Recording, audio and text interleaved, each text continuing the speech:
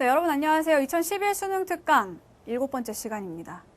어떤 친구가 선생님이 OT에서 우쿨렐레 연주한 거를 올렸어.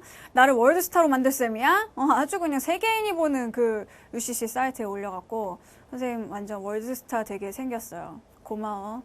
누군지 모르겠지만 만나면 내가 꼭 보답할게. 알겠지? 아, 내가 어찌나 친구들이 전화를 했는지 야, 너 뭐 했냐? 막 이러면서 전화 왔더라고.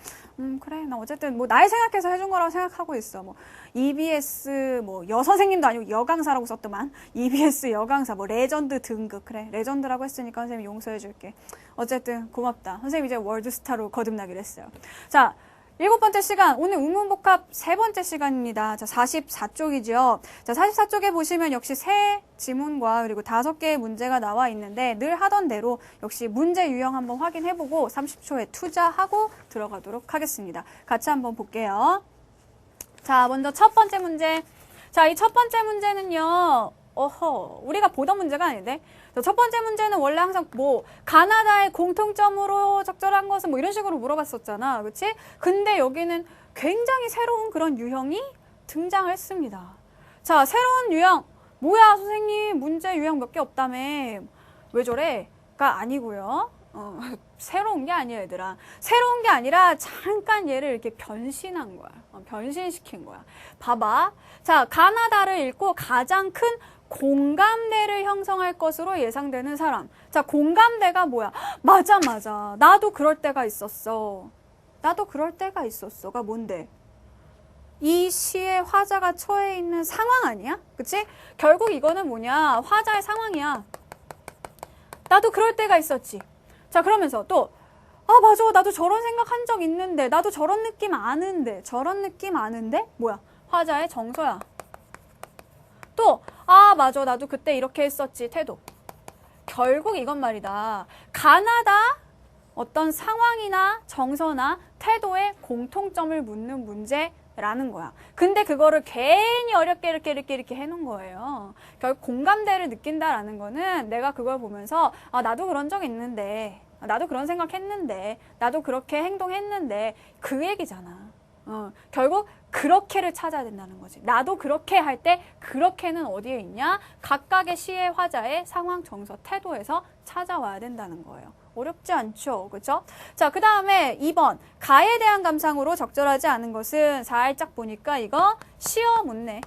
자, 시어의 의미 이런 것들과 관련이 있습니다. 자, 그리고 3번 보니까 보기를 참고해서 나의 시상 전개 과정을 탐구해서 정리했을 때 이거 묻는 거죠? 그렇죠? 시상 전개에 따라서 시의 의미 이런 거 같이 가는 그런 문제입니다. 자, 그다음에 4번. 다에 대한 설명. 자, 설명인데 그 설명들이 주로 어디에 초점이 맞춰져 있나? 선택지들을 보니까 표현과 주로 관련이 있네요. 자, 그리고 마지막으로 기역, 니은에 대한 설명으로 적절하지 않은 것은 밑줄 친 기역 부분, 니은 부분에 나타나 있는 화자의 어떤 태도, 그리고 플러스 표현 기법까지 물어보고 있는 그런 문제입니다.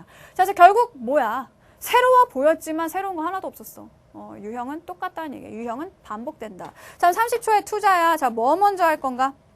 자, 어떤 거부터 하겠어요? 자, 지금 이거 보니까 가 한 작품 갖고 풀 수 있고, 그치? 그 다음에 얘는 보기가 있네, 심지어. 보기를 가지고 나 한 작품 가지고 풀 수 있고. 얘 1순위다. 그치? 한 작품으로 풀 수 있는 문제인데다가 보기에 설명 나와져 있고, 우리가 보기 되게 좋아하잖아, 그치? 자, 그런데다가 시상 전개 과정 정리해줬다는 거 아니니? 그런데다가 적절하지 않은 걸 고르랬으니까 하나만 잘못된 거고 나머지 4개는 뭐야? 적절한 설명. 결국 우리는 3번 문제를 풀면 어떻게 돼? 나시를 그냥 이해할 수 있게 되는 거야. 이런 애들이 뭐라고? 1순위라고 했지. 자, 선생님 3번 보기 먼저 볼 거야. 자, 그런 다음에 나시를 보면서 3번을 풀 거고요. 됐죠? 자, 그 다음에는 뭐 할까? 이거, 가시. 그치? 자, 가시를 보고 2번 문제 해결이 가능해지겠죠. 그쵸? 그 다음에는 뭐야? 4번 같은 경우에 다 하나로 풀 수 있는 거니까 이거 다음에 뭘 해야겠어? 그 다음에 다를 해야겠지.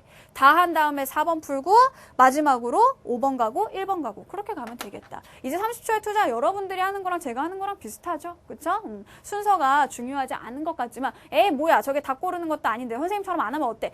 처럼 보이지만 이게 이게 좌우한다? 시간을 좌우한다. 시 부분에서 시간 너무 많이 쓰지 말라는 얘기야. 빨리빨리 넘어가야 다른 지문들한테 기회를 줄 수가 있겠지. 그치? 자, 그러면은 요런 순서로 해서 한번 같이 보도록 하겠습니다. 자, 그럼 뭐부터 본다? 3번 보기부터 본다. 자, 3번 보기를 한번 보세요. 자, 보기를 참고하여 나의 시상 전개 과정을 탐구해 정리했을 때 적절하지 않은 부분은 자, 보기 유치환의 귀고에서 이게 나 작품의 제목입니다. 귀고에서 고향은 구심점을 향해 가는 화자의 공간 이동과 모태로 돌아가는 시간의 소급행위. 정말 책을 던지고 싶다. 그치? 어때?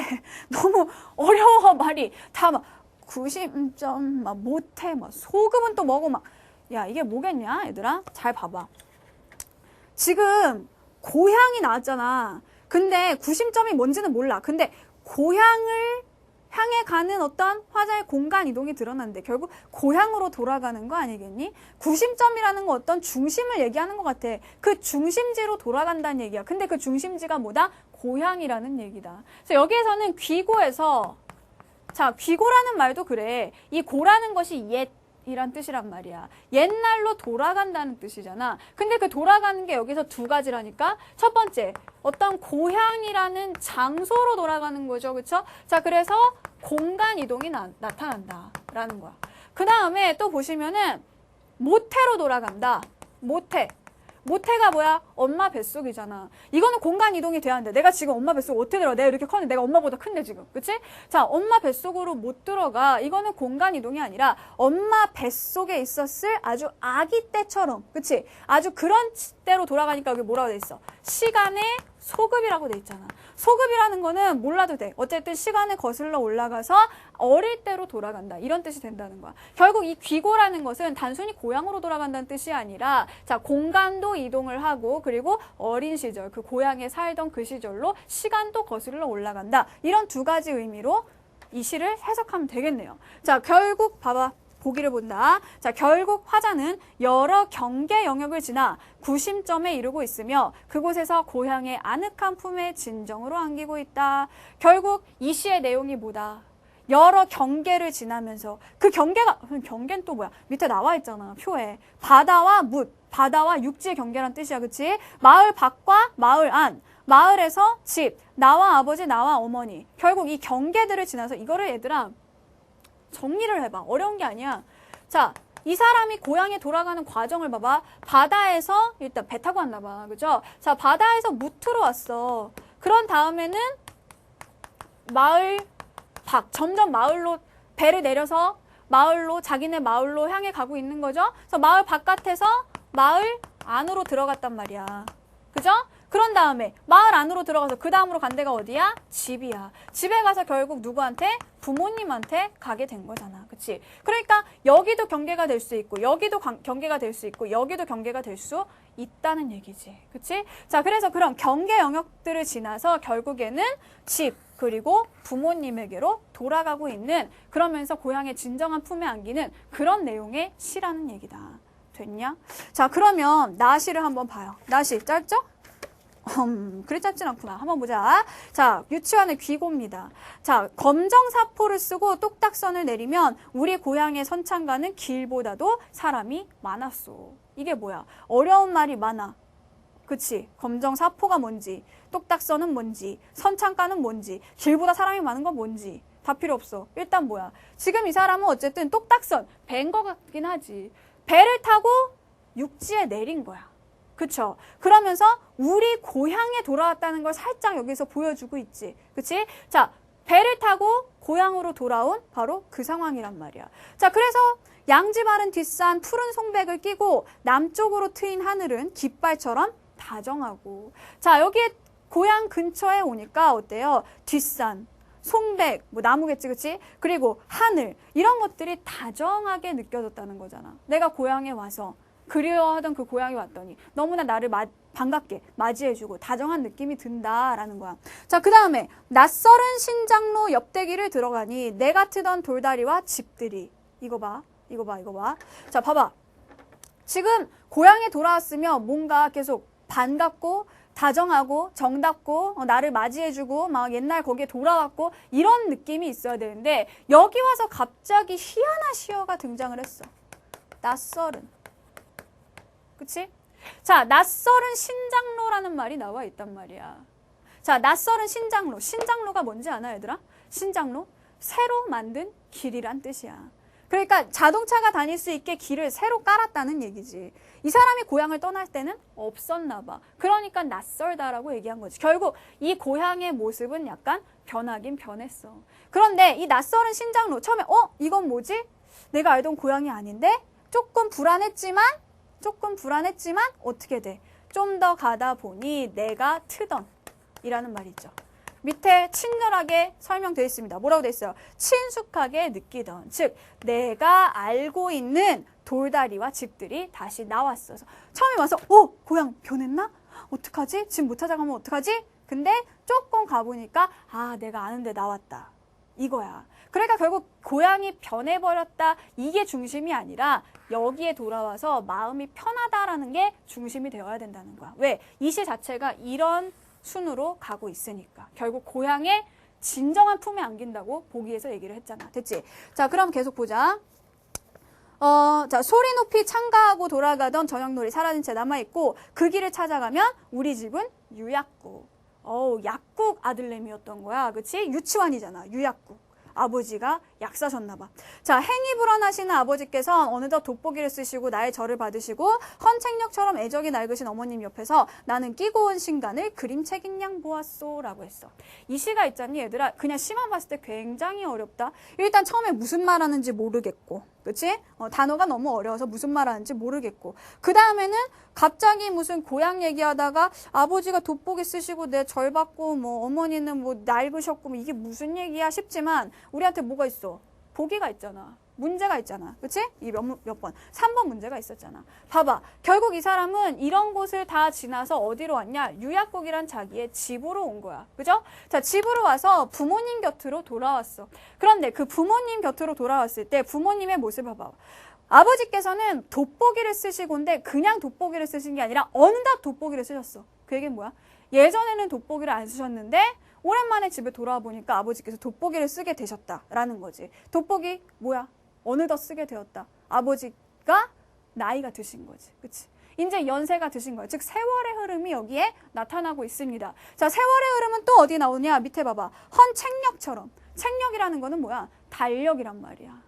헌달력처럼. 달력이 넘어가는 거는 뭘 의미하지? 세월이 흐르는 걸 의미하지. 그 헌책력처럼, 낡은 달력처럼 늙으신 어머니라는 거야. 그 어머니 옆에서 나는 끼고 온 신간을, 신간이라는 건 뭐니 얘들아? 신간. 새로 나온 책이죠. 그렇죠? 자, 그래서 아버지와 어머니는 굉장히 좀 올드한 그런 느낌이 난단 말이야. 그치? 굉장히 옛날 사람들, 어떤 좀 옛날의 그 풍경에 묻혀있는 사람들, 그런 느낌이 나는데 나는 거기에서 새로 나온, 우리 수능특강 책처럼 새로 나온 책을 이렇게 끼고 왔단 말이야. 와서 어머니 옆에서 마치 이 새로 나온 이 책을, 신간을 뭐처럼 봤다는 거야? 그림책처럼 봤다는 거지.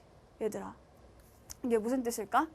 어떤 사람이 막 내셔널 지오그래픽 막 이런 어려운 책 있잖아. 이런 걸 보면서 막 사진만 보고 왜 영어로 돼 있으니까 어려워. 무슨 말인지 모르겠어. 난 사진만 볼까? 난 그림이 좋아. 이런 얘기일까? 이런 뜻일까?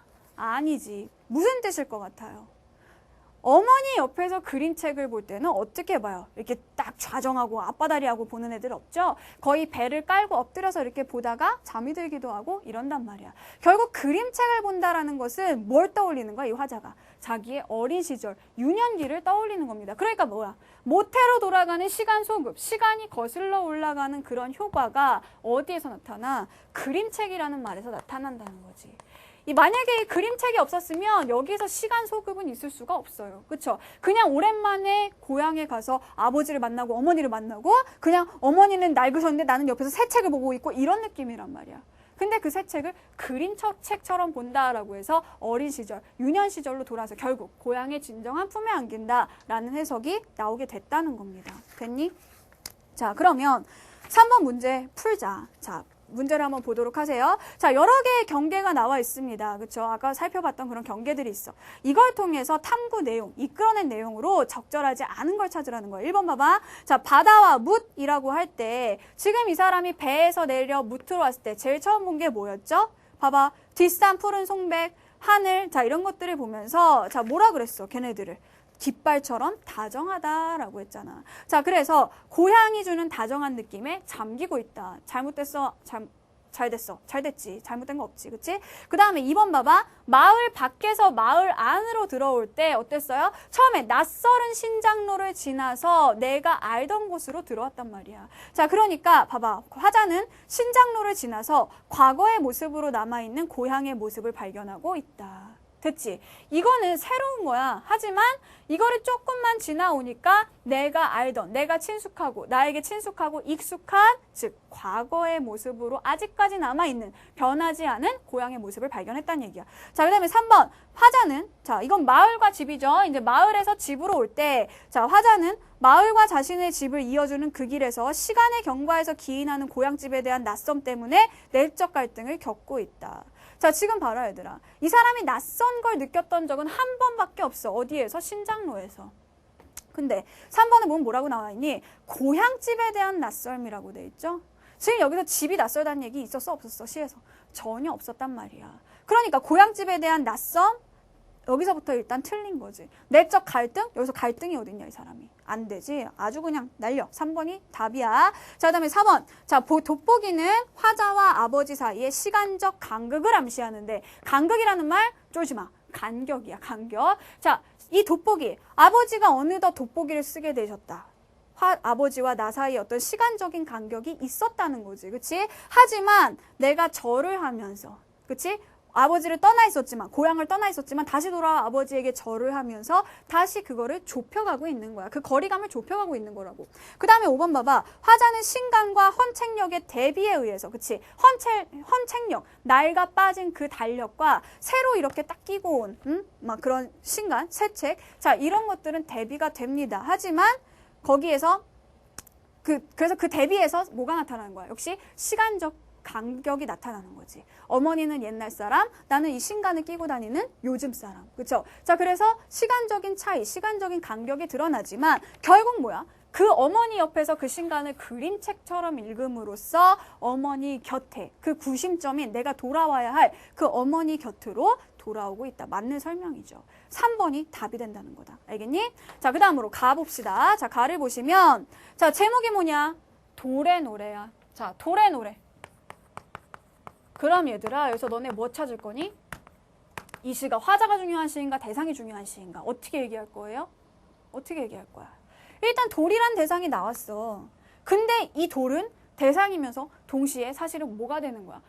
이 돌은 대상인 것 같지만 사실은 뭐야? 노래잖아. 노래는 다른 말로 시란 말이야. 즉, 이 시는 돌이 지은 시야.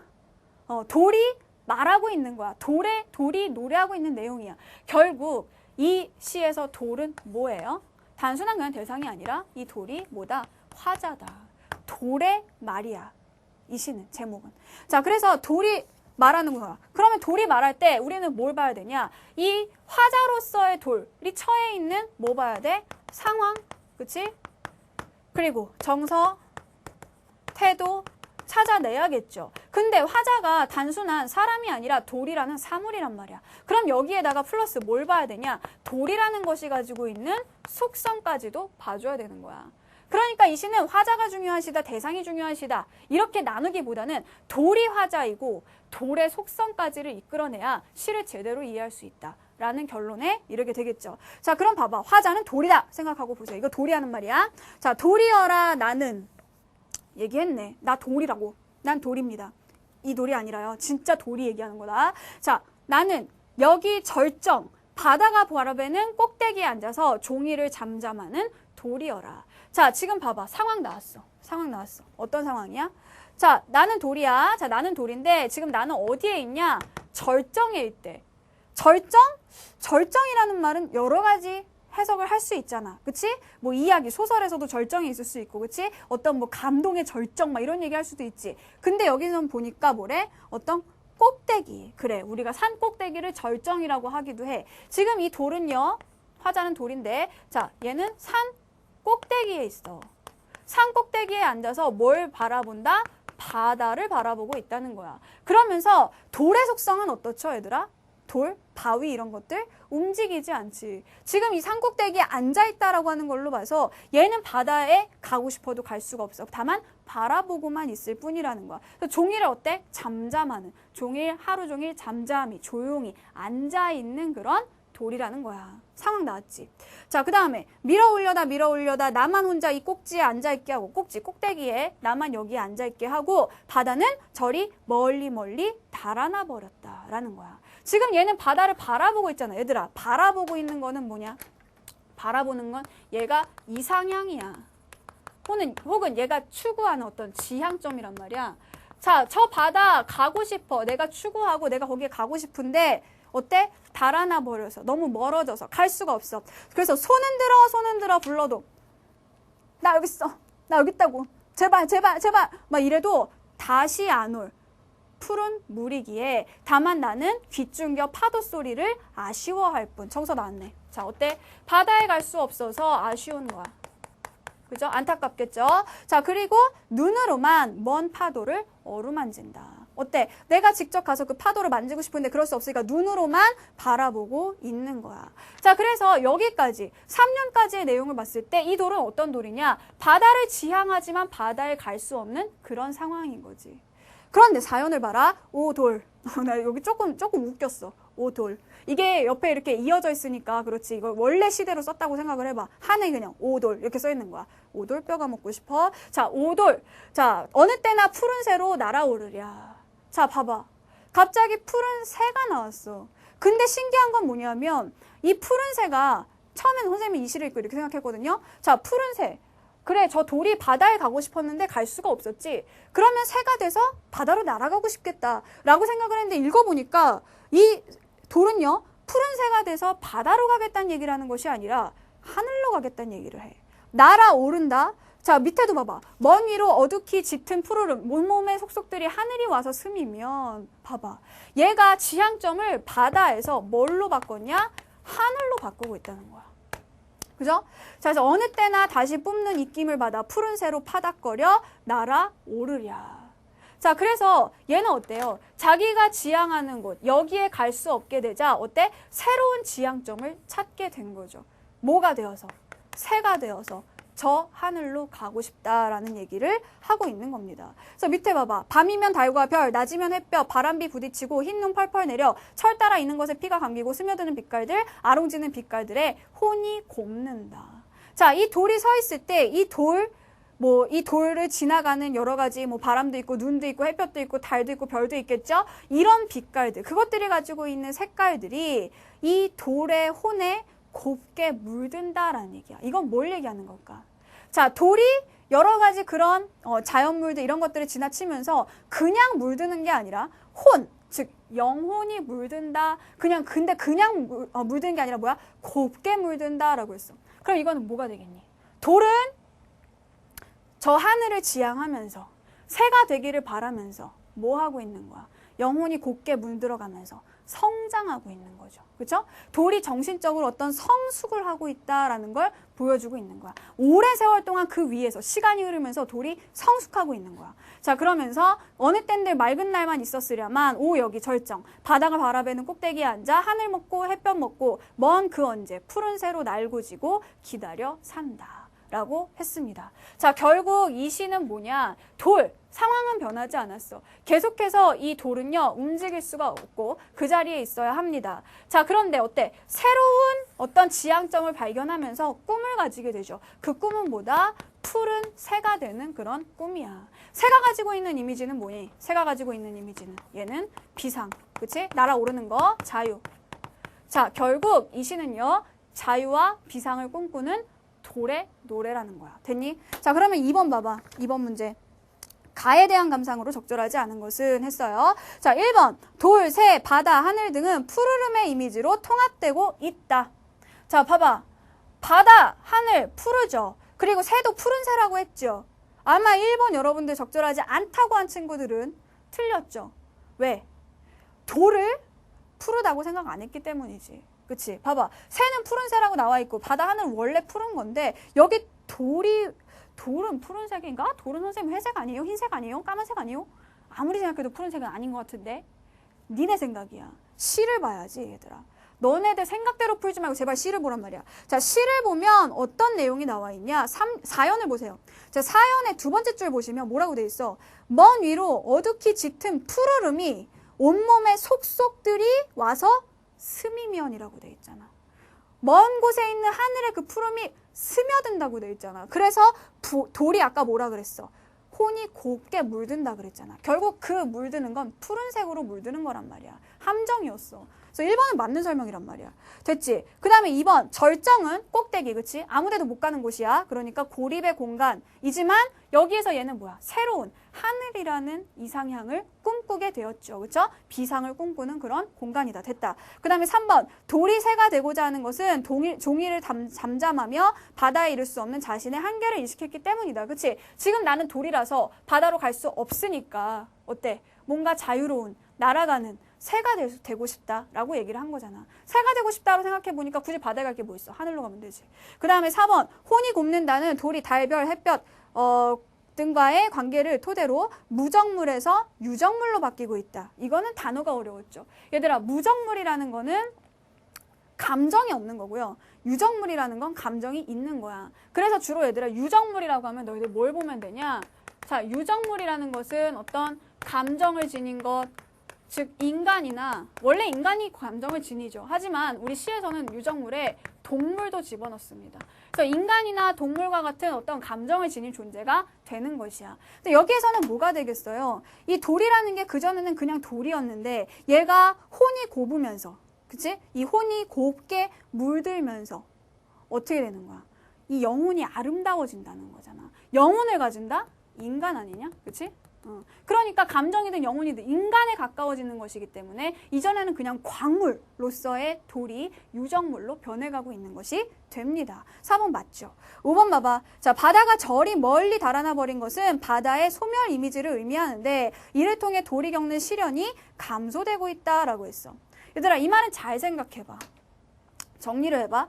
자, 바다가 달아난 것은 바다가 가지고 있는 소멸 이미지를 뜻한대.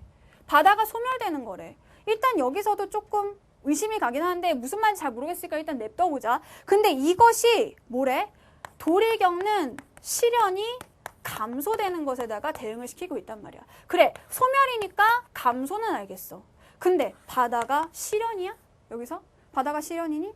아니지. 바다는 뭐예요? 이상향, 지향점의 의미를 지니고 있단 말이야. 그렇기 때문에 5번이 답이 된다라는 거예요. 알겠어요? 자, 다음으로 다 작품 보자. 자, 다 작품을 보시면은요, 제목이 사노친곡이라고 돼 있어요. 자, 이 노친이라는 것은 뭐냐? 노친. 들어봤니? 우리 문학작품 같은 거 읽어보면 나와 있죠. 그쵸? 늙으신 부모님 이런 뜻이야. 그치? 늙으신 부모님, 뭐 늙으신 어머니. 결국 늙으신 어머니를 생각하는 노래다라는 뜻이겠지. 어머니에 대한 뭐 그리움, 뭐 이런 것들이 되겠죠? 자, 그러면 봐봐.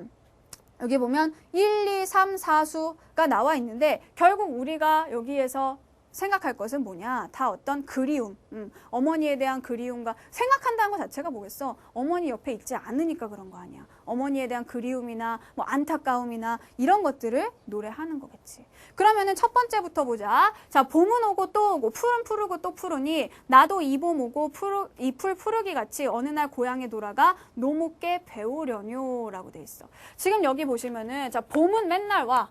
풀도 맨날 푸르러. 근데 나는 어때?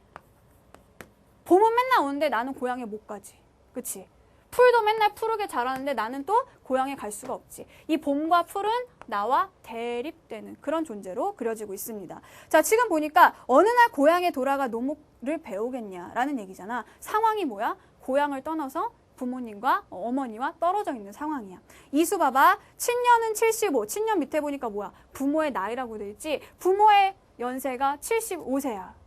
요즘은 그렇다 치더라도 이 시절에 75세는 굉장히 많은 나이란 말이야. 그치? 그러니까 곧 돌아가실 수도 있어. 곧 돌아가실 수도 있는데 내가 이렇게 고향을 떠나 있으니까 어때? 걱정이 돼, 안 돼? 되겠지. 부모님이 돌아가실 때 부모님의 곁을 지켜야 되는데 그럴 수 없을까 봐 불안한 거야. 자, 그리고 영로는 고갯길은 수천리다. 그래서 돌아갈 기약은 갈수록 아득하다. 아마도 잠없는 중이야에 눈물겨워 서러워라. 여기 뭐가 나와 있어? 정서가 나와 있지. 부모님 나이는 많으신데 연세는 많으신데 지금 돌아갈 수가 없단 말이야. 고객길이 수천리라서. 자, 그래서 내가 여기에서 눈물 겪고, 그치? 서럽다잖아. 그치? 서럽다 그러잖아. 됐지? 자, 그 다음에 삼수 보세요. 자, 길이 멀다 하다 나면 아니 가라터나 말이 파리하다 타면 아니 내라터냐. 이게 무슨 얘기야? 길이 아무리 멀다 하더라도 일단 나서면 못 가겠냐? 말이 아무리 파리하다 하더라도 말이 아무리 허약하다 하더라도 일단 타면 그 말이 안 가겠냐? 즉 마음만 먹으면 갈 수 있겠지만 하지만 맨 밑에 봐봐. 천진 우위인마는 불하유 뭐야 소리야 이거 밑에 나와 있지 그치? 밑에를 봐. 화내지 말고 얘들아. 봐봐. 뭐래? 빨리 집에 이를 수 있지만 어떤 해가 있지 않을까? 이를 저어한다. 저어한다는 얘기는 꺼린다. 두려워한다. 이런 얘기야. 지금 봐봐. 이해가 안 돼 지금 상황이. 그치? 보고 싶다. 그치? 그립다. 막 눈물 난다. 그러고 뭐 말 타면 아무리 멀어도 일단 길을 나서면 가기야 가겠지. 근데 뭐가 두렵다는 거야 지금?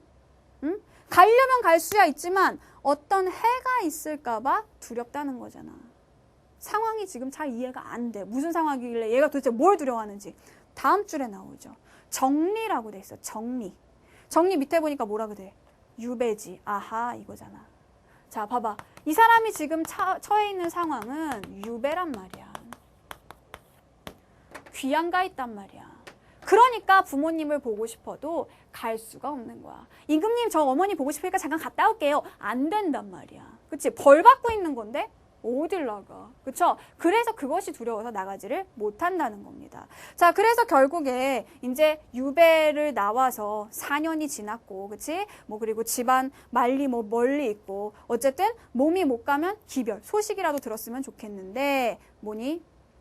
들을 수가 없다는 그런 얘기가 되는 겁니다. 척클천망을 말려한들 얻을 손가. 아유 힘들어. 척클천망이 뭐야? 높은 곳에 올라서 멀리 바라보는 거야.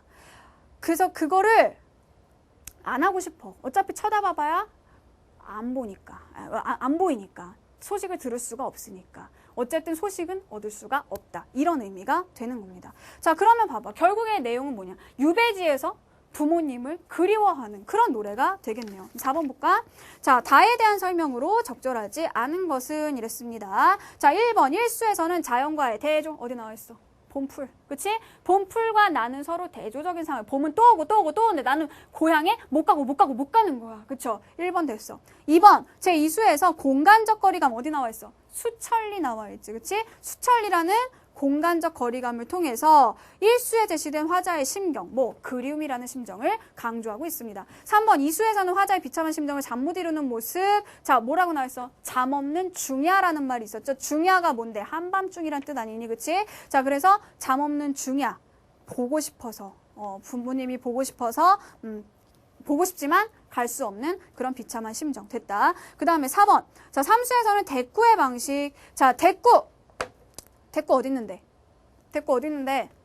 어딨어? 내가 이렇게 말하니까 없는 것 같지? 있어. 조심하. 자, 제발 너희들의 신념을 지켜라. 자, 삼수를 보세요. 자, 삼수를 보시면은 첫 번째 줄에 길이 멀다 나하다 나면 아니 가려터나 말이 파리하다 타면 아니 내려터나 이 부분이 대꾸야. 근데 오늘 선생님이 여러분 대꾸 개념 잡아줄게. 니네 너무 대꾸 모르더라고. 잘 알 줄 알았는데. 자, 오늘의 개념 대꾸입니다.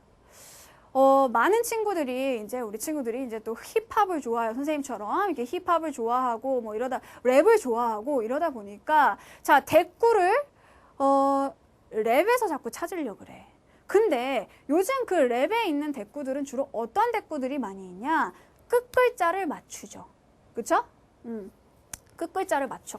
그래가지고 우리 막 그 말 엄청 빨리 하는 그 래퍼 있죠. 아웃사이더. 그치? 그 아웃사이더 뭐 대면했을 때 했었네 뭐 이런 거 있잖아. 그치? 자, 뭐 네, 뭐 아니면 또 뭐 네, 아니면 뭐 한 대 뭐 이런 식으로 해가지고 끝에 이 글자를 맞추는 거. 비슷한 발음으로. 아니면 아예 똑같은 뭐 때 이렇게 가든가. 그래서 끝글자 맞추는 거. 즉 이거를 라임을 맞춘다 이렇게 얘기를 하더라 랩에서. 근데 이거를 너희들이 대꾸로 알고 있어. 근데 이건 대꾸가 아니야 얘들아. 이건 대꾸가 아니라고. 공부 잘하는 애들이 이걸 대꾸로 알고서 나한테 자꾸 갖고 와가지고 내가 한 대 때려주고 싶었지만 때릴 수는 없었고 혼내줬지. 자, 대꾸는 뭐냐. 여기 나와 있는 게 아주 대꾸의 모범적인 예야. 봐봐. 자, 길이 멀다 하다, 나면, 아니, 가랴터나 이렇게 돼 있잖아. 그 다음 걸 보면 말이 뭐야? 파리하다, 타면, 아니, 내랴터나 이렇게 돼 있잖아. 지금 얘들아 뭐 글자가 똑같다 아니면 발음이 비슷하다 그건 랩이야. 랩이라고. 이건 시야. 시에서는 랩을 생각하지 말고 봐봐. 길이 말이 멀다 하다 파리하다 나면 타면 아니 가랴터냐 말도 어려워. 그 다음에 뭐지? 내랴터냐 뭐가 같니? 문장의 구조가 같다고. 그치? 길이 말이 멀다 파리하다 멀다 하다 파리하다 나면 타면 아니 가랴터나 내랴터나 문장 구조가 같지. 결국 대꾸라는 것은 대응되는 구절이라는 뜻인데 그때는 이렇게 쿵짝 짝이 맞아야 돼요. 알겠어요? 자, 그래서 대꾸는 이거야. 제발 얘들아. 아웃사이더로 생각하지 말고. 알겠어? 자, 그래서 이 부분에서 대꾸를 찾아주시면 되니까 자, 아까 뭐였지? 4번은 맞죠? 자, 그 다음에 5번. 제4수에서는 특정 시간과 공간을 장애물 있어 없어 여기서? 장애물 있어 없어? 없잖아 사수에. 장애물은 어디 있어? 이수에 고객끼리 있지. 그게 장애물이지. 여기선 지금 장애물 없어. 그냥 계속 막 무슨 뭐 그 고향 뭐 이런 것만 나오고 있단 말이야. 자, 그래서 5번이 정답이 되겠습니다. 자, 그 다음으로 5번 가자. 자, 기억 니은에 대한 설명으로 적절한 것은 자, 기억은 뭐지? 눈으로만 먼 파도를 어루만진다. 니은은 몸이 못 가거든 기별이나 들었으면 이런 거잖아. 지금 기억의 상황은 결국 어떤 거야? 얘가 지금 바다에 가고 싶은데 갈 수가 없잖아. 돌이라서. 나는 돌이라서. 그치? 갈 수 없어서 눈으로만 바라보고 있는 상황이야. 만질 수 없이 그냥 바라보고만 있는 상황. 그 다음에 니은은 내가 고향에 갈 수 없으니까 소식이라도 들었으면 좋겠는데 소식이 들려오지 않는 상황이라고. 그럼 뭐가 되겠어? 이거지? 4번 봐봐. 기억, 니은 모두 안타까움의 정서가 내포되어 있는 거야. 갈 수 없는 그런 상황. 그치? 자, 1번 봐봐. 기억은 니은과 달리라고 돼 있는데 둘 다 화자의 처지를 나타내고 있어. 그치? 둘 다니까 안 돼. 그 다음에 2번. 니은은 기억과 달리 체념적인 어조를 띠고 있다. 얘들아, 여기서 체념, 포기하고 이런 거 기억에만 살짝 나타나. 니은은 없단 말이야. 그 다음에 3번에 상승 이미지, 기억, 니은 둘 다 없어. 5번에 있는 기억, 니은 모두 상황을 비유적으로 표현하고 있다. 여기에서 비유가 나타나는 거 애매해. 니은은 비유가 아예 없고요. 기억 같은 경우에는 지금 이 상황 자체가 비유가 될 수 있지. 그치? 뭔가 이렇게 이상향을 향해 가고 싶은데 갈 수 없는 이런 상황을 돌이라는 어떤 그 자연물에다가 비유하고 있잖아. 그죠? 자, 그러니까 기억만 되는 거야. 그래서 5번의 정답은 4번이다. 자, 마지막으로 1번 보자. 이거. 큰 공감대. 어려운 문제처럼 보이지만 결국에는 공통점이었단 말이야. 자, 보세요. 보기. 사실 읽어볼 필요가 없어. 공감대가 어떤 사람들한테 생기냐 이런 얘기야. 그치? 봐봐. 작품의 어떤 내용이 독자 자신의 체험, 정서, 의식 등과 겹치면 공감대가 넓어진다는 거잖아. 결국 그게 무슨 얘기야? 화자의 상황, 이런 것들이 자기랑 비슷할 때 공감대가 생긴다는 거 아니야? 결국 화자의 상황과 비슷한 상황에 처해 있는 사람을 찾으란 얘기야. 화자의 상황이 뭔지를 알자는 얘기지. 자, 그러면 뭐가 되겠니, 여기에서? 아마 여러분 1번하고 5번 고른 사람은 없을 거야. 2번, 3번, 4번 중에 하나를 골랐겠죠. 그쵸? 그 중에 아마 한 사람은 맞았을 거고 나머지 두 사람은 틀렸을 겁니다. 자, 뭐야 답은? 가는, 자 봐봐. 가시는 지금 돌이 하늘을 지향하고 있습니다. 그쵸? 나시에는 고향에 돌아가고 싶어 하고 있죠. 어머니. 그치? 다시 역시 뭐예요? 고향에 돌아가고 싶어 하고 있다. 이런 얘기야. 결국 뭐니? 가나다 모두 가고 싶어 하는 곳이 있다는 얘기야. 그러니까 3번. 특정 대상에 대한 뚜렷한 지향의식을 가진 사람. 이게 답이 되어야 합니다. 그러면 2번 같은 경우에, 자, 2번 같은 경우에는 왜 답이 안 될까? 자, 재회를 간절히 소망한다? 뭔가 고향과 관련된 나하고 다 같은 경우에는 재회를 소망하는 것이 맞습니다. 그런데 여러분들 아마 이거를 가나다 공통점이라고 생각을 했을 거야. 왜? 선생님, 돌도 바다를 만나고 싶어 하지 않나요? 라고 얘기할 수 있지. 그치? 근데 봐라. 바다가 지금 부재하는 대상이야? 아니야. 눈앞에 보여. 있어. 그치? 그리고 지금 이 돌은요. 바다를 처음에는 소망했지만 나중에 결국 어디로 돌렸어? 하늘로 갈아탔단 말이야. 하늘로 돌렸단 말이야. 그러니까 2번은 가시에 대해서는 아주 매력적인 답이긴 한데 매력적인 그런 함정이 될 수 있다는 거지. 그치? 자, 그래서 2번은 답이 안 돼. 가시 때문에. 얘는 바다를 다시 만나고 싶어 하지 않는다는 얘기야. 그리고 바다는 있고. 그 다음에 4번 같은 경우에도 자신의 의지와 상반된 상황. 즉, 자신의 의지. 내가 고향에, 다시 같은 경우에 내가 고향에 가고 싶은데 지금 고향에 갈 수가 없죠. 내 의지와 상반되죠. 내가 지금 바다 가고 싶건 하늘로 가고 싶은데 날아오르고 싶은데 날아오를 수 없죠. 가와 다에는 해당이 돼. 근데 나 같은 경우에는 지금 상반됐어. 아니야. 나에서 화자는 어땠어? 고향에 돌아갔단 말이야. 의지와 상반되는 상황이 아니라는 겁니다. 자, 그래서 1번의 정답은 3번밖에 안 된다. 알겠니? 자, 그러면 첫 번째 지문 다 풀었습니다. 그러면 이번 시간 명언 타임입니다. 자, 선생님이 명언을 굉장히 많이 수집하고 있어요. 그러니까 여러분들도 역시 마찬가지로 수강후기에 좀 올려주길 바래요. 자, 오늘은 가요 편입니다. 자, 가요에서 명언을 가져왔어. 같이 한번 보시죠. 자, 꿈에 대해서 이야기할 때 많이 회자되는 노래입니다. 자, 이 노래 알죠? 거위의 꿈이란 노래지. 자, 그래요 난 꿈이 있어요. 그 꿈을 믿어요. 나를 지켜봐요. 저 차갑게 서 있는 운명이라는 벽 앞에 당당히 마주칠 수 있어요. 언젠가 난 그 벽을 넘고서 저 하늘을 높이 날 수 있어요. 자, 그래서 이적이 지은 작사한 거위의 꿈이라는 노래의 가사였습니다. 여러분, 꿈 있지? 그치? 그리고 그 꿈이 진심이지? 선생님 맨날 강조하는 거 있잖아. 진심은 통한다. 근데 진심은 있잖아. 꿈이 없으면 생길 수가 없어. 내가 이루고 싶은 게 없는데, 내가 되고 싶은 게 없는데 어떻게 진심이 생길 수 있겠니? 너희들의 꿈을 다시 한번 생각해봐. 그 꿈을 내가 이룰 수 있다고 믿어. 너희들 언젠가는 그러면 날아오를 수 있다는 얘기다. 돌! 여기 나오는 돌. 얘는 계속 하늘을 꿈꾸면서 돌이지만 푸른 새가 되기를 기다린단 말이야. 소망한단 말이야. 너희도 마찬가지야. 너희들 언젠간 날아오른다. 언젠간 너희들의 시간이 온다는 거야. 알겠지? 그리고 그 시간에 나를 잠깐 기억해 주길 바래. 알았니? 자, 그러면 두 번째 지문으로 갑니다. 자, 두 번째 지문. 되게 생소한 시들이지만 되게 쉬운 시들이야. 엄청 쉬운 시들이야. 자, 같이 한번 보도록 할 텐데요. 먼저 문제 유형 한번 확인하고 와야 되겠죠? 같이 한번 화면을 볼게요.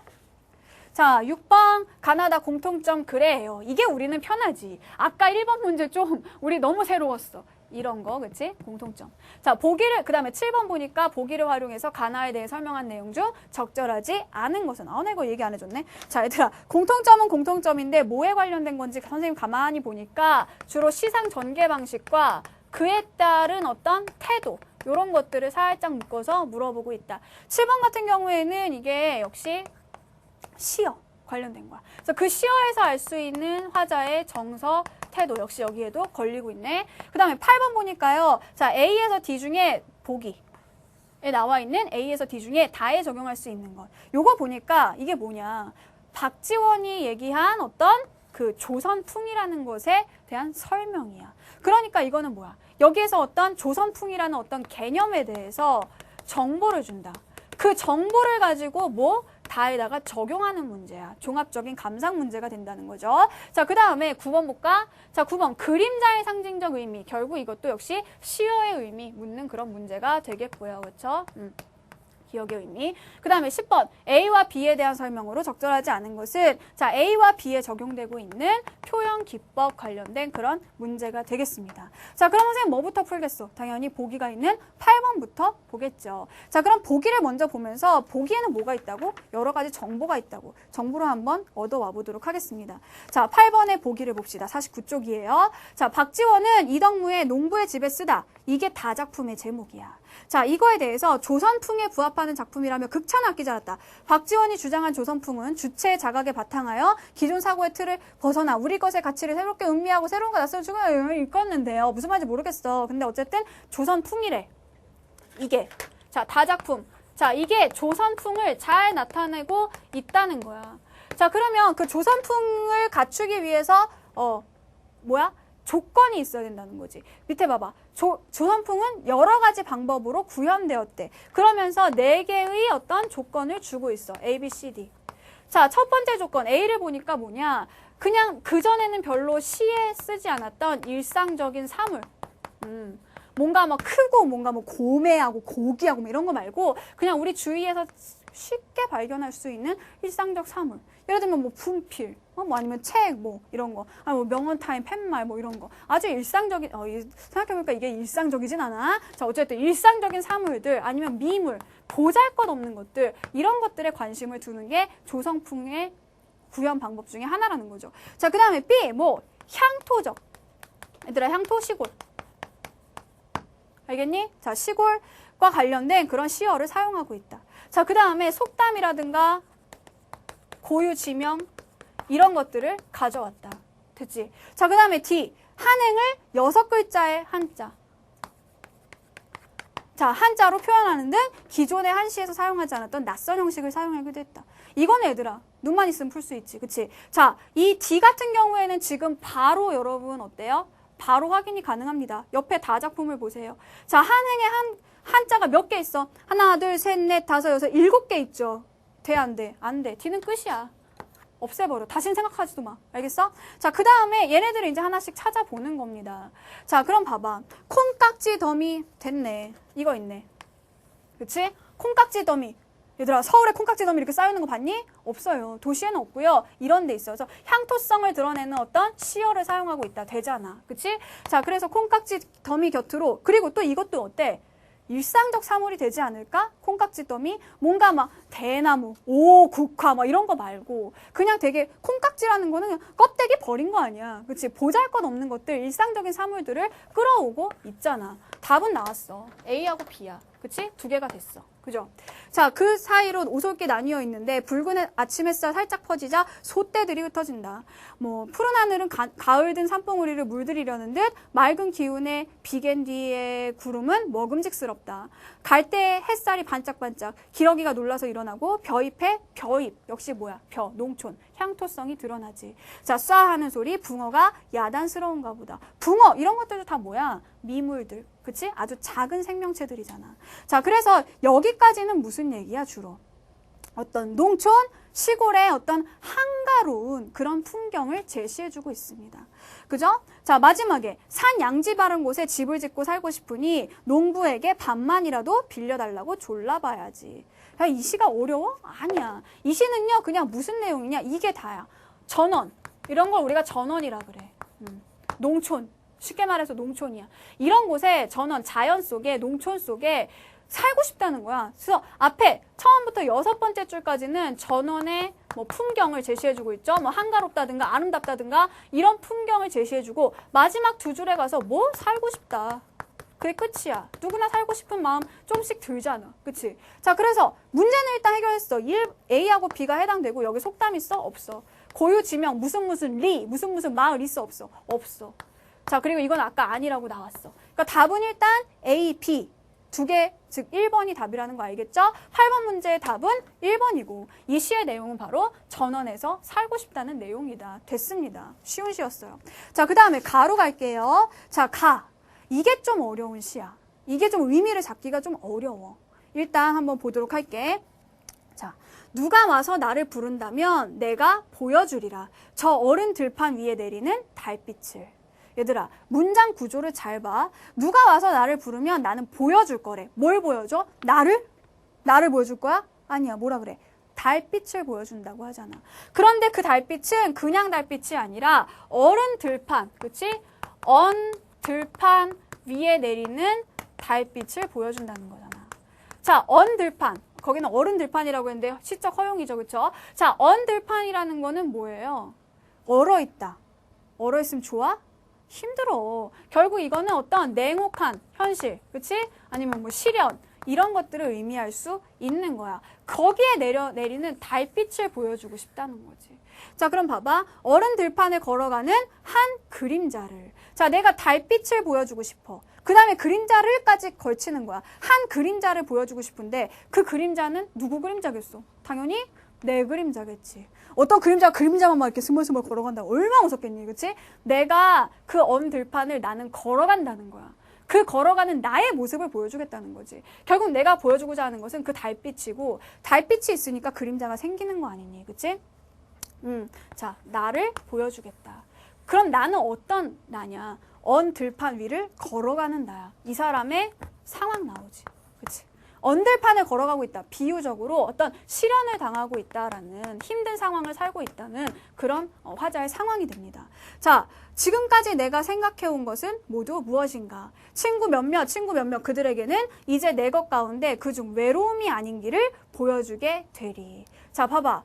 내가 지금 혼자 외롭게 고독하게 걸어가고 있는데 친구들에게 이제 내가 보여줄 것은 뭐다? 외로움이 아닌 것을 보여주겠다는 거야. 즉, 지금 나는 외로울 수 있지. 그치? 하지만 이제는 외로움이 아닌 것을 보여주겠다라는 거야. 그 얘기는 뭐지? 이 외로움을 극복하겠다는 얘기야. 그죠? 자, 그 다음에 오랫동안 너의 여며온 고이춤에 남은 것은 무엇인가? 두 팔 들고 얼음을 밟으며 갑자기 구름 개인 들판을 걸어갈 때 헐벗은 옷 가득히 받는 달빛. 도대체 이 시가 뭔 소리냐고. 근데 이게 의미가 잡히니? 선생님도 잘 안 잡혀. 어려워. 근데 선생님 일단 구조로만 보는 거야. 내 상황은 일단 언들판을 걸어가고 있고요.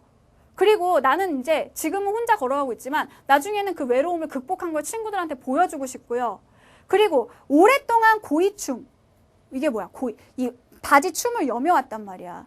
너네 그 트레이닝복 이 고무줄 이렇게 여몄단 말이야. 그 속에 남은 것이 뭐냐는 거지. 지금까지 지금 내가 간직해온 것이 뭐냐는 거야. 그것은 뭐라는 거지? 달빛이라는 거야. 그건 달빛이야. 그러면 이 달빛 속에 결국 뭐가 들어있냐? 내가 지향하는 어떤 가치가 들어있다는 거지. 이게 나에게 마지막까지 남은 것이고 그래서 나는 이것을 보여주겠다는 얘기다. 자, 그러면 뭔지는 모르겠으나 이것이 내가 추구하는 그런 모습이 될 수 있다는 겁니다. 됐죠? 자, 그러면 뭔지는 모르겠어. 도대체 뭘 추구하는지. 어쨌든 나는 이런 시련 속에서도 저 달빛을 추구하며 살겠다. 그냥 이런 얘기거든?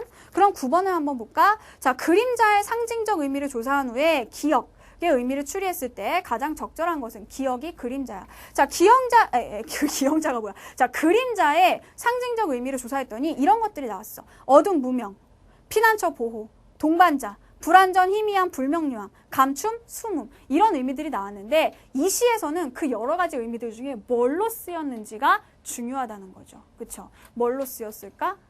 자, 한 그림자가 걸어간다 라는 얘기는 결국 뭐니? 내가 걸어간다는 걸 의미하는 거라 그랬잖아. 그게 어떤 다른 것이 아니라 그림자가 걸어간다고 해서 어둠의 기운이 몰려와 막 이게 아니라 내가 걸어갈 때 그림자가 나를 따라오는 거 아니야. 그게 뭐야? 동반자라는 거지. 자, 그래서 3번 달빛을 동반자 삼아 걷고 있는 화자의 모습을 나타낸다. 선생님, 그림자가 동반자라며 여기는 왜 또 달빛이 동반자래요? 생각을 해봐 얘들아. 달빛이 있어야 그림자가 나오는 거다. 그치? 달빛을 따라서 달빛을 친구 삼아서 걷다 보면 당연히 들판 위에 그림자가 생기죠. 그림자만 날 따라오는 게 아니야. 그림자도 동반자고 달빛도 동반자인 거야. 왜 동반자 삼았을까? 얘는 뭔지 몰라도 내가 추구하는 대상이기 때문에. 그래서 3번이 답이 되는 겁니다. 됐죠? 자, 다음으로 7번을 가자. 자, 보기를 활용해서 가나에 대해 설명한 내용 중 적절하지 않은 것은 이라고 했어요. 자, 지금 보면 가의 상황을 보니까 지금 그림이 그려져 있는데 이거야. 이 상황을 지금 그림으로 그려놓은 거야. 자, 어떻게 그렸냐면은 자, 지금 언 들판, 그죠? 이게 A라고 돼 있죠? 자, 어른 들판 속에 화자가 있습니다. 자, 그리고 이 화자는 뭐야? 달빛과 함께 가고 있죠. 그런데 이 달빛은 아까 선생님 뭐라 그랬지? 화자가 추구하는 대상이다라고 얘기를 했을 거예요. 자, 그 다음에 나를 보니까 나에는 시라고 해서 서실이라는 여기는 들판이었죠. 여기에는 서실이라는 그런 공간이 제시되고 있어. 자, 역시 그 서실 안에 내가 있는 겁니다. 그쵸?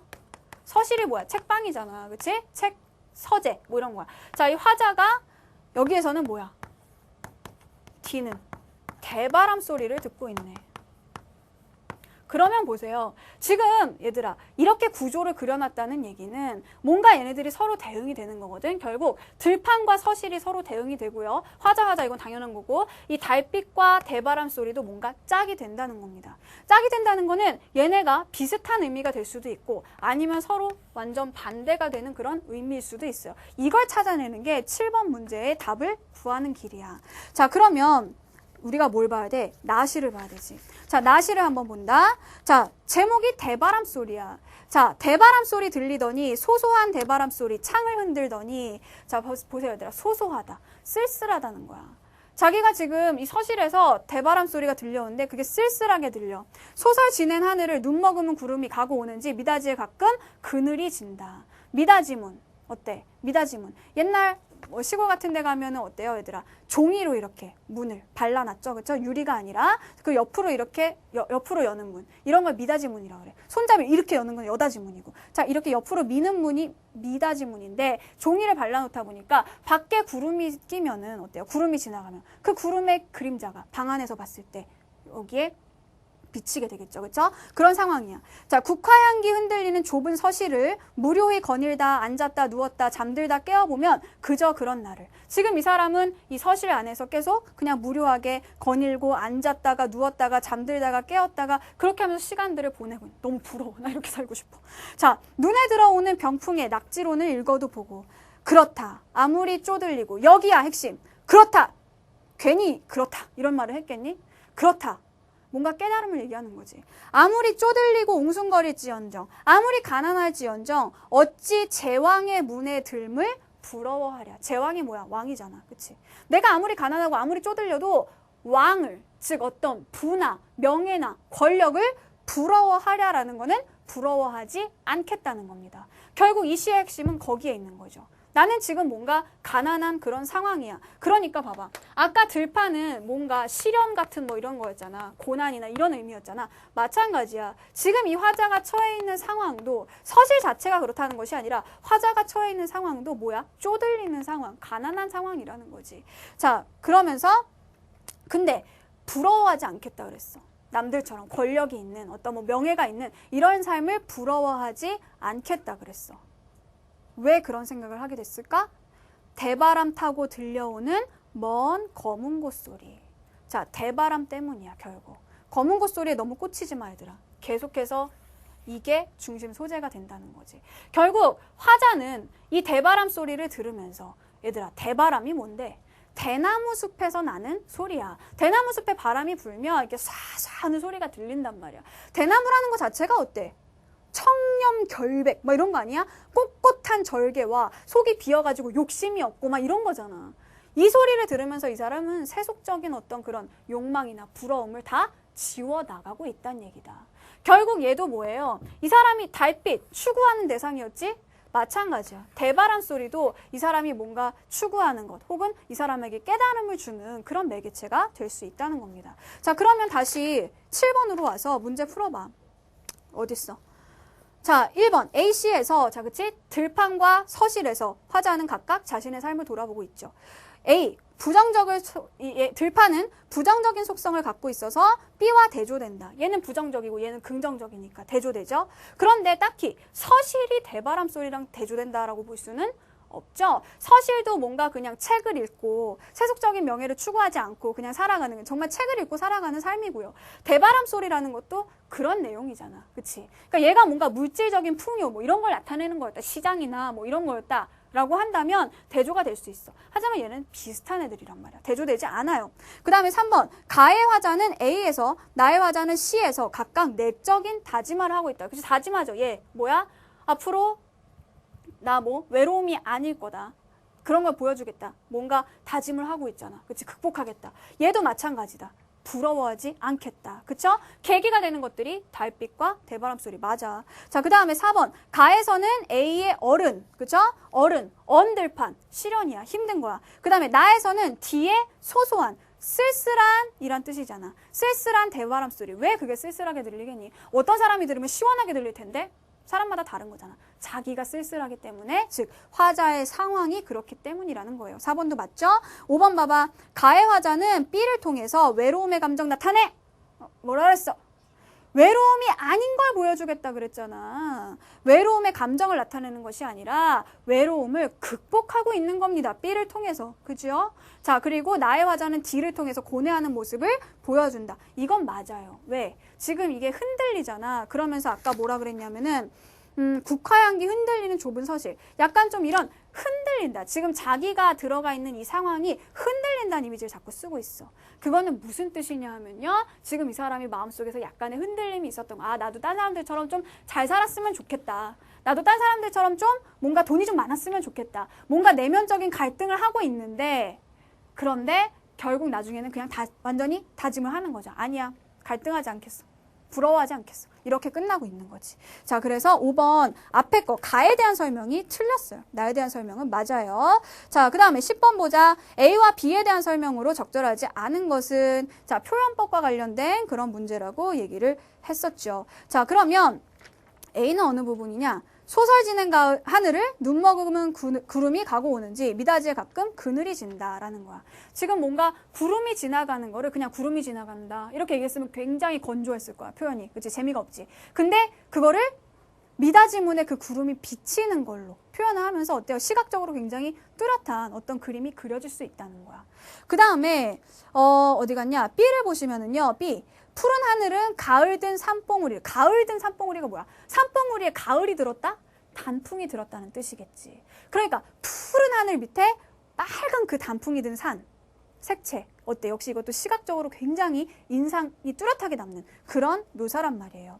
자, 구름이 먹음직스럽다. 솜사탕처럼 보이나 봐. 그치? 굉장히 인상적인 묘사야. 자, 그래서 적절하지 않은 걸 고르는 거였죠. 1번 같은 경우에 계절감 드러낸다. 그치? A에는 눈이 있고 B에는 가을이 있으니까 됐다. 2번 인상적 묘사. 맞죠? 선생님 아까 인상적 묘사 설명했고요. 3번 같은 경우에는 시각적 심상. 됐지? 그치? 다 눈에 보이는 것들로 표현을 하고 있어요. 자, 그 다음에 5번 보시면 B는 A와 달리 화자의 흥취를 돋운다라고 해서 A 같은 경우에는 지금 흥을 돋운다기보다는 어때요? 그 대바람 소리, 그늘이구나. 구름이 이렇게 지나가는 거. 이런 걸 보면서 그냥 서실에서 이 사람은 약간 좀 고민하거나 뭐 깨달음 얻거나 이런 상황이야. 흥을 돋우고 있지는 않다는 얘기죠. 근데 B 같은 경우에는 어때? 막 전원의 한가로움, 아름다움 이런 걸 설명하면서 나도 저기 살고 싶어. 막 흥겨운 느낌 준다는 얘기야. 자, 그래서 5번도 맞는 설명이죠. 마지막으로 4번을 보시면 A는 B와 달리 시적 상황에 대한 화자의 대응 태도. 여기서 화자의 태도와 관련된 거 있어? 태도? 보여주는 것은 A, B 모두 없습니다. 자, 그래서 4번이 정답이야. 마지막 6번. 자, 가나다의 공통점으로 가장 적절한 것은 이라고 했습니다. 자, 공통점. 뭘까요? 뭘까? 일단 가시에서는 뭐였냐면 가시, 외로움이 아닌 삶, 달빛과 함께하는 삶, 뭔가 그런 삶을 내가 보여주겠다는 거야.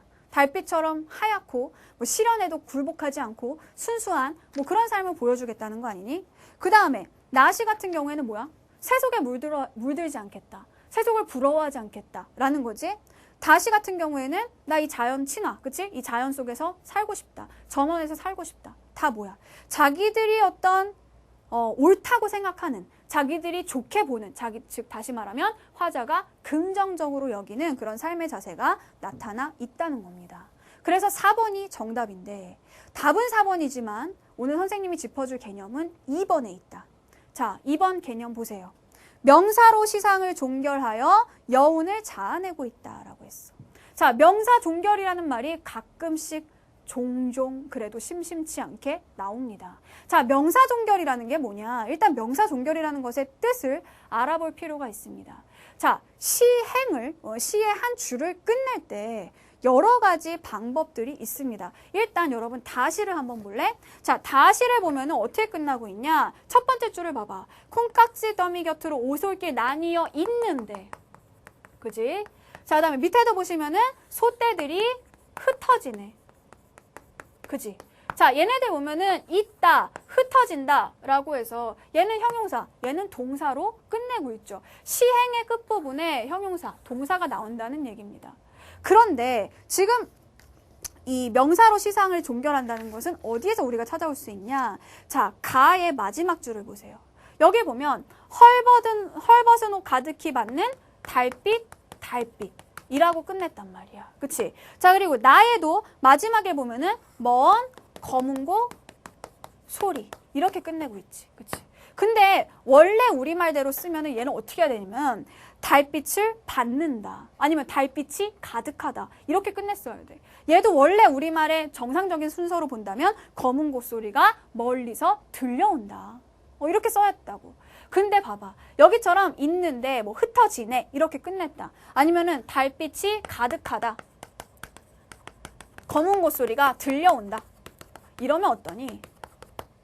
뭔가 딱딱 끊어지는 느낌이지. 그치? 문장이 완전히 끝나가지고 더 이상 그 뒤에 무슨 얘기도 할 수 없는 그런 느낌이 든단 말이야. 그런데 얘네들을 다 앞으로 보내가지고 달빛으로 끝내고 자 검은 곳소리로 끝나게 되니까 어때요? 뭔가 뒤에 여운이 남는 거지. 안 끝날 것 같은데 갑자기 딱 끝나고 나니까는 여운이 싹 남는 거야. 그래서 우리 영화 같은 것도 보면 결론을 명확하게 보여주는 것보다 어떤 풍경이나 이런 걸 보여줄 때 여운이 남는 거지.